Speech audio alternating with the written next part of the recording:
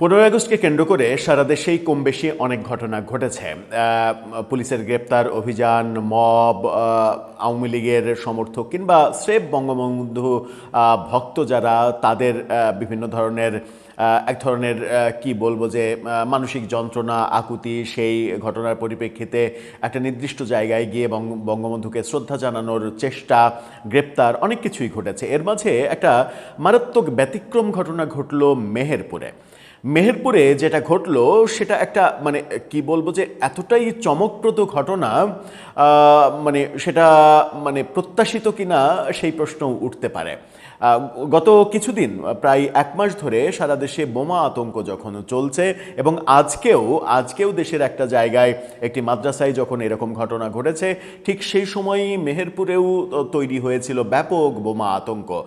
কারেন্টের খুঁটিতে, তারে, এখানে ওখানে বোমা সদৃশ্য কিছু একটা ঝুলতে দেখে, বেশ কয়েক জায়গায় ঝুলতে দেখে মানুষ আতঙ্কিত হয়ে পড়ে এবং আতঙ্কিত হওয়ার মাঝেই হঠাৎ করে দেখা যায় যে বঙ্গবন্ধুর ভাষণ বেজে উঠছে। সেই বঙ্গবন্ধুর ভাষণটা কোথায় বেজে উঠল? বোমার ভিতর থেকে বঙ্গবন্ধুর ভাষণ বেজে উঠল? বোমা কি বঙ্গবন্ধুর ক্যারেক্টারে চলে গেল? বোমা কি ক্যাসেট প্লেয়ার হয়ে গেল?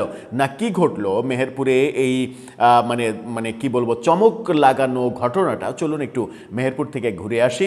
15 আগস্টে আমার মনে হয় যে সেরা ঘটনা হতে পারে এটা।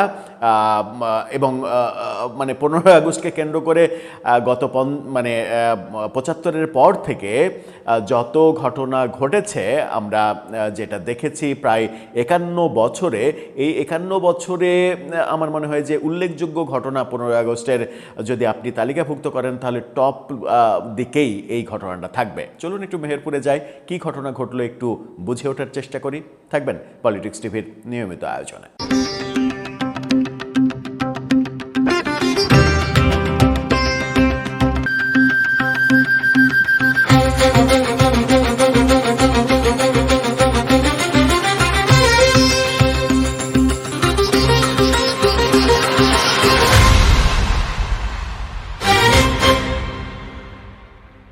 দর্শক, বলছিলাম মেহেরপুরে 15 আগস্টকে কেন্দ্র করে একটা চমক জাগানো ঘটনা ঘটেছে। প্রথমে মানুষজন ভেবেছিল বোমা আতঙ্ক তৈরি হলো, পুলিশ আসলো, বোম ডিসপোজাল ইউনিট আসলো, সেগুলো উদ্ধার করলো, নিষ্ক্রিয় করার চেষ্টা করলো, কিন্তু তার মধ্য থেকেই হঠাৎ করে বঙ্গবন্ধুর ভাষণ বেজে উঠল। এরকম ঘটনা মেহেরপুরে ঘটেছে। কি বলছে ইন্ডিপেন্ডেন্ট টেলিভিশন? তারা বলছে বোমা সদৃশ্য বক্স নিয়ে আতঙ্ক, বেজে উঠল বঙ্গবন্ধুর ভাষণ। এবং সেখানে বলা হচ্ছে যে ভোর থেকে মেহেরপুর শহরের বিভিন্ন স্থানে তারে লাগানো ছিল বোমা সদৃশ্য বস্তু, আতঙ্ক ছড়িয়ে পড়ে পুরো এলাকায়। সকালে মেহেরপুর বিশ্ববিদ্যালয়ের সামনে, শহরের কোর্ট মোড় ও শহীদ শামসুজ্জোহা পার্কের সামনে থেকে বিভিন্ন জায়গা থেকে এরকম বস্তুগুলো উদ্ধার করা হয়। তবে পুলিশ বলছে আতঙ্কিত হওয়ার কিছু নয়, এগুলো বোমা নয়। তাহলে কি? নিশ্চিত করেই সেগুলো ক্যাসেট প্লেয়ার এবং বঙ্গবন্ধুর ভাষণ সম্বলিত ক্যাসেট প্লেয়ার, যেখান থেকে বঙ্গবন্ধুর ভাষণ বেজে উঠেছে।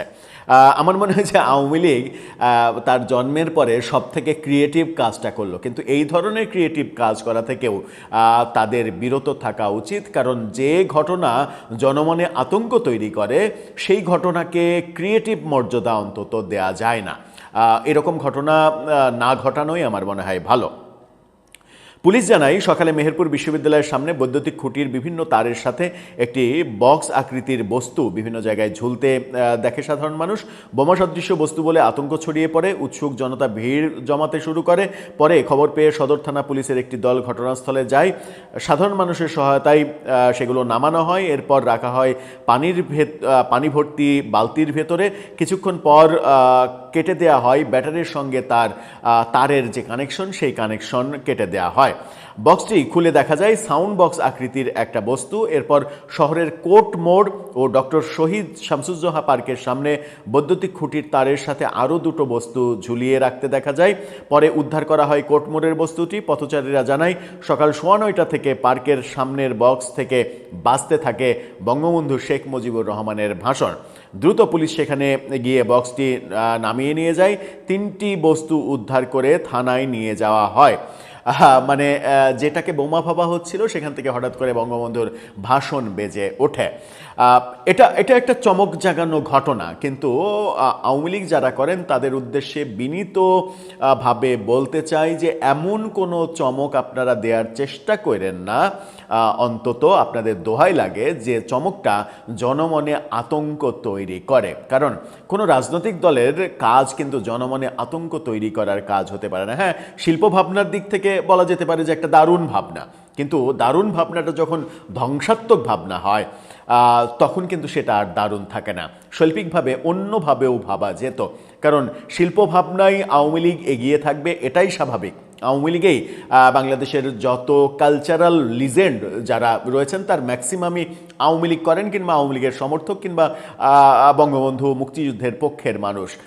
তারা ক্রিয়েটিভ হবে এটাই স্বাভাবিক, কিন্তু সেই ক্রিয়েশনটা যদি বোমার আদলে বোমা আতঙ্ক তৈরি হয় তাহলে সেটা ভালো কিছু হলো না। তবে এটুকু বলা যায় যে গত 51 বছর মানে 50 বছর বঙ্গবন্ধুর এই শাহাদত বার্ষিকী যেটা মানে আসছে, পালন করা হোক আর না হোক, তার মধ্যে অন্যতম একটা বড় কৌতূহল তৈরি করার মতো ঘটনা আজকে মেহেরপুরে ঘটলো, এটা অস্বীকার করার কোনো উপায় নেই। দর্শক, এ ব্যাপারে আপনার মন্তব্য জানিয়ে লিখতে পারেন আমাদের কমেন্ট বক্সে।